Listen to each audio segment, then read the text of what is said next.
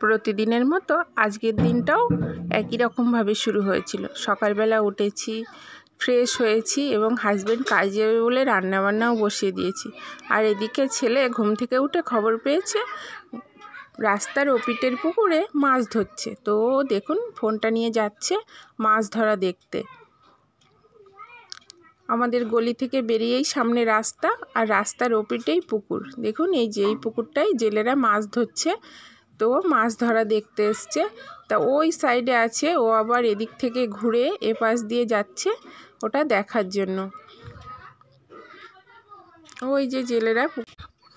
আমার রান্নাবান্না হয়ে গেছে, আর এই যে খাবার দাবার সমস্ত ব্যাগে ভরে দিলাম। এবার আমি ওকে দিয়ে দিচ্ছি সাইকেলে বাঁধিয়ে, ও কাজে বেরোবে। ও রেডি হয়ে গেছে, ওর খাওয়া দাওয়া কমপ্লিট হয়ে গেছে। আজকের দিনটি সেই অভিশপ্ত দিন যেদিন আমি আমার গর্ভের সন্তানকে হারিয়েছিলাম। যে মুহূর্তে আমাকে ভিডিও দেখছেন আমার গর্ভের সন্তান আমার গর্ভেই ছিল, আর আমি একদম সুস্থ স্বাভাবিক ছিলাম। হঠাৎ কী যে হলো আমি নিজেও জানি না। তো আগে দেখতে থাকুন ব্লগটা। গুড মর্নিং বন্ধুরা, সাগর পাপিয়া ব্লগ চ্যানেলে আপনাদের অনেক। আমাদের বাড়ির ঝুড়ি বেগুন গাছ, আর এই যে বেগুন গাছে যে বেগুনি কালারের ফুল হয়েছে দেখুন। আর এই ভেমরুলটা মানে বেগুন ফুলেও মধু খেয়ে বেড়াচ্ছে। এই যে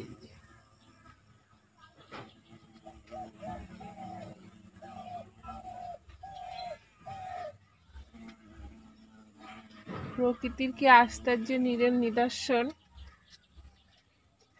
এইভাবেই এক ফুল থেকে আরেক ফুলে এই পতঙ্গগুলো উড়ে উড়ে যায় বলে পরাগ মিলন সম্ভব হয়, আর আমরা খুব দারুণ ফুল ফল পাই।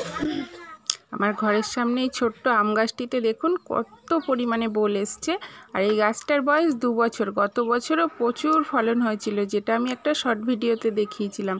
তখনও এই বাড়িতে আমি আসিনি, আর এবারও প্রচুর পরিমাণে ফুল ধরেছে।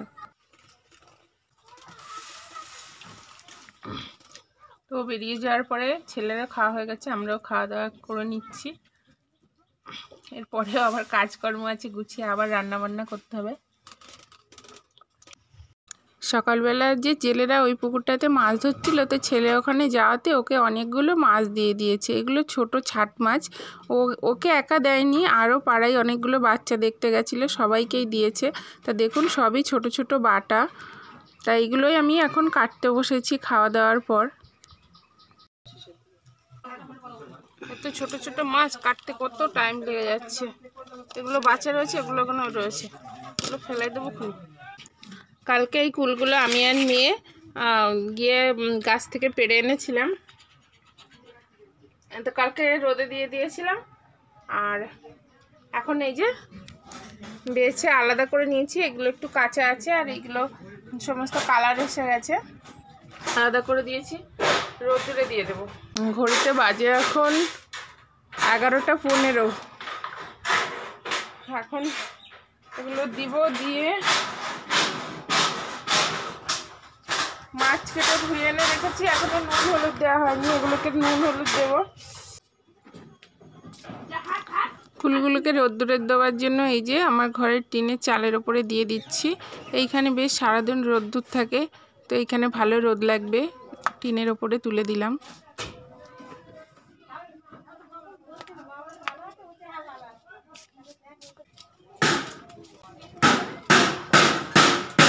মাছ কেটেছিলাম, জায়গাটা মেয়ে লেপে দিচ্ছে। কাজকর্ম সেরে আমি ভিডিও এডিটিং করার জন্য বসি, আর সেই মুহূর্তেই আমার পেটে প্রচণ্ড যন্ত্রণা শুরু হয়। প্রচণ্ড ব্যথা করছিল। হাজব্যান্ড কাজে বেরিয়ে গেছিলো সকালে, আর ছেলেও বাড়ি ছিল না। তো ছেলেকে ফোন করে ডাকি এবং ও সঙ্গে সঙ্গে হেলথ সেন্টার দিদিদের কাছে যায়। আর হেলথ সেন্টারের দিদিরা আমাকে ফোন করে বলে এখনই তড়িঘড়ি হসপিটালে যাওয়ার জন্য। তো বাড়িতে যারা ছিল তারা আমাকে হসপিটালে নিয়ে যায়নি, হাজব্যান্ড এসে আমাকে হসপিটালে নিয়ে যায়। বাকি ব্লগটা পরের ভিডিওতে দেব।